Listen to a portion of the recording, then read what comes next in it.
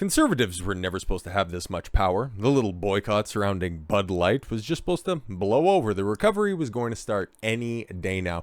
CNN was one of the loudest voices in the room when it came to trumpeting that opinion, but just like every one of their political prognostications, that one went over like a Led Zeppelin. Not the overrated band, but the radio call that inspired the name. So if the sales reports that were coming in week after week, and at this point month after month, weren't enough of a sign, or the glass bottling plants that were supplying Bud Light and Anheuser Busch at large with their containers to sell their beer, two of them going out of business, wasn't enough of a foreshadowing. Here we are, finally. It has come back to bite them in the ass. Anheuser Busch to lay off employees after Bud Light loses spot as top-selling beer to Modelo in May and in June. And incredibly likely July. We're just a couple of days removed from figuring that out specifically. But given the trends and the fact that they're falling off a cliff at least a 25, if not 30% rate, it's a foregone conclusion. Beer maker Anheuser-Busch said Wednesday that it will lay off positions across the United States corporate staff. Hey, at least it's the right guys, not the frontline guys who had absolutely nothing to do with that stuff. The guys that have been taking the theoretical beatings. Just all the stuffed suits in the corner offices. Love to see it. In a statement, an Anheuser-Busch spokesperson said the restructuring will simplify and reduce layers within the org. Oh, okay, just get rid of a bunch of diversity hires and redundancies. Is that what we're going to go with? The layoffs will not include frontline staff, such as brewery and warehouse staff, drivers, and field sales, among others. Well, that's good. Hey, you know what? This is the first positive thing that I can say for Anheuser-Busch throughout this entire situation, that they are at least cutting the fat where it needs to be trimmed. Good on them for that. The job eliminators represent less than 2% of Anheuser-Busch U.S. employee population. But what percentage of the payroll does that include? The statement said the company's website says that it employs more than 19,000 employees nationwide. 2% of that figure would amount to 380 positions. But if these are pencil pushers, vice presidents, associate producers, marketing liaison, all of those superfluous positions, if you're getting rid of those, fantastic stuff. Today, we took the very difficult but necessary decision to eliminate a number of positions across our corporate organization, said Anheuser-Busch CEO, Brendan Whitworth. Let's see if you can go ahead and offer an apology to the people that just got laid off, or are you just going to go, well, this is all just kind of based on misinformation anyways. It was all over one can, one post. You know, everybody out there, they're just all, making up stories as they go. These are the same people that going to that QAnon movie, okay? So once they come back to their senses, you guys can come back. Let's see if he's more flowery to his former coworkers. While we never take these decisions lightly, we want to ensure that our organization continues to be set for future long-term success. Best of luck in your future endeavors. Wonder how much of a haircut that guy took. Probably nothing. I mean, come on, we can't reduce his budget any. He's got to go do those shitty talk show spots. In May, Mexican lager Modelo Especial dethroned Bud Light as America's top-selling beer, a title that Bud had largely held for more than 2 decades. The beer's brand has been struggling due to the Dylan Mulvaney controversy. When the transgender influencer posted an Instagram photo, no, it wasn't a photo, it was a video. Man, CNN got their ass totally beat over the misgendering scandal, which once again goes to show you that you never, ever capitulate to the left, because you're never going to be progressive enough for them. So don't even bother entering into a partnership. Don't even bother trying to satisfy their ever-changing whims, because you're never going to get it right. But to all those executives that just got laid off, it looks like there could be a very lucrative position for you in the future.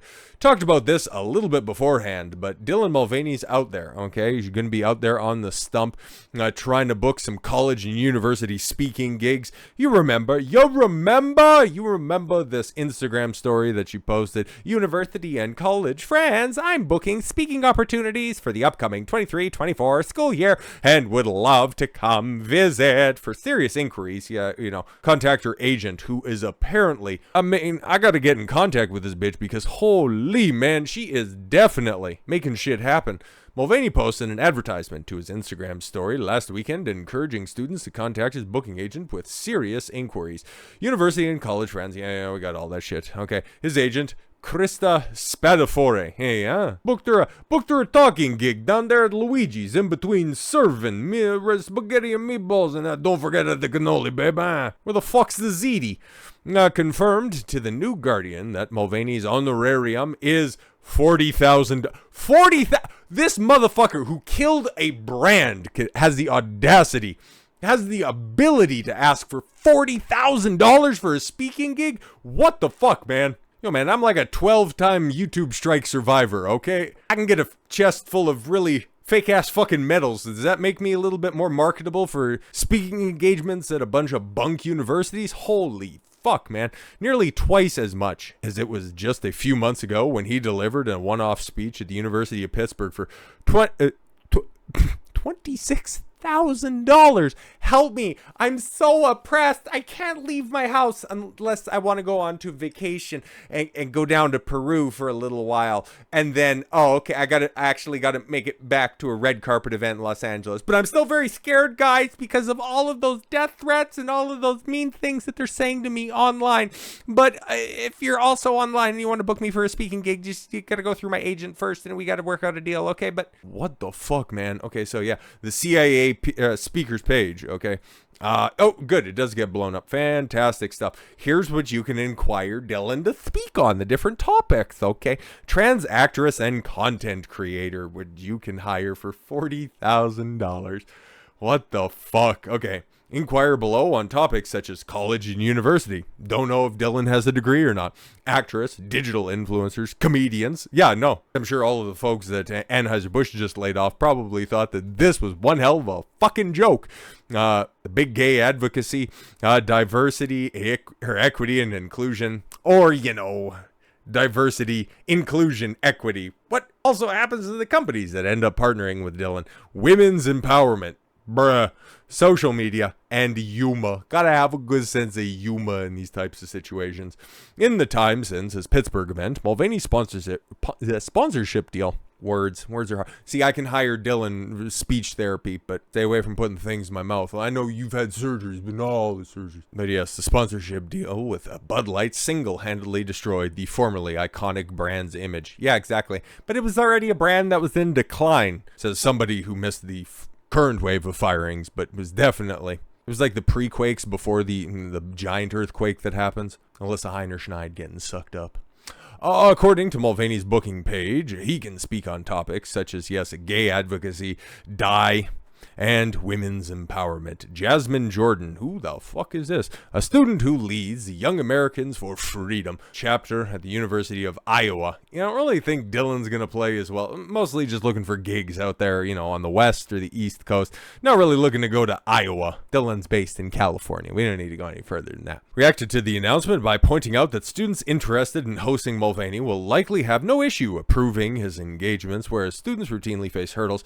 Hurdle after hurdle trying to bring in speakers who represent conservative views. Yeah, exactly. If we wanted to bring in a conservative trans person, think about all the hoops that we join in. Fucking basement tier argument that you'd hear from some conservatives out there. Idiots. Schools should be just as supportive in bringing in conservative speakers as they are with liberal speakers. So you're already losing because you're just going and engaging them on their terms. You just go ahead and book the gigs, and if the school doesn't want to capitulate, guess what? You don't have to engage with the school afterwards. How about that? You give them one chance, and if they fuck up, well, guess what? You can go ahead and continue to waste all the fucking money that you want. We'll be over here having our own little get-togethers instead of just punching air about, oh, look at all of these liberals that get brought in for speaking engagements. Well, if you have all of these action committees, if you guys, the conservatives, Big Con has a really, really good structure set up when it comes to wasting money on these types of organizations, just go ahead and pull it off somewhere else. There's probably a theater. There's probably some sort of common area where you guys can make this shit happen. But no, just continue to complain, right? While the left continues to embrace the platform full of incoherence. All that's, oh my god, Young America, YAF is currently accepting applications for Matt Walsh and Michael Knowles' fall speaking tours. What is a woman? And then, you can have the youthful side of the Daily Wire with Michael Knowles. Like, just fuck off. What are you actually going to learn from them? Listen, man, I'm going to take the unpopular opinion when it comes to this stuff. I know, right? But Dylan Mulvaney, there's a hell of a lot that you can learn, depending on how transparent the trans is going to be in this situation. Okay, how do you go from a relative nobody, somebody just doing stage plays, acting outlandish in public, to being one of the most well-known people of 2023? Somebody who has managed to keep their name in the headlines for just about a half year. Somebody who can spin a catastrophic endorsement campaign into a $40,000 event speaking engagement price point. Like, there's a lot that you can learn if the facade is going to come down for a speaking evening, but I'm not going to figure it out because I'm paying $40,000. Oh my God. I'm just waiting for the pivot. I am waiting for the pivot when the gay community turns on Dylan and then all of a sudden just finds God and starts stumping for the Republican Party. I can't wait for that spin to happen because you know that's going to happen just as well as I do. So that's the Budweiser, Anheuser Busch, and Bud Light scuttle for the day. Missed it yesterday, but we're back, baby. Oh, we're so back. So with all that said, thank you all very much for the gift of your time. I've been Don Consuelo. I want you to follow your gut and get after it. Take care, everyone.